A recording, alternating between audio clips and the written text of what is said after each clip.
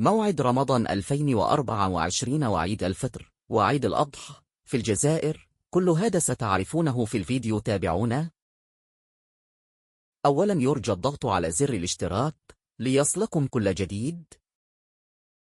موعد رمضان 2024 في الجزائر حسب التوقعات الفلكية سوف يكون يوم الاثنين الموافق ل11 مارس 2024 أو يوم الثلاثاء 12 مارس 2024. أما بالنسبة إلى عيد الفطر المبارك في الجزائر سيكون يوم الأربعاء 10 أفريل أو يوم الخميس 11 أفريل 2024 في الجزائر. أما عيد الأضحى في الجزائر يكون يوم الاثنين 17 جوان 2024 أو يوم الثلاثاء 18 جوان 2024.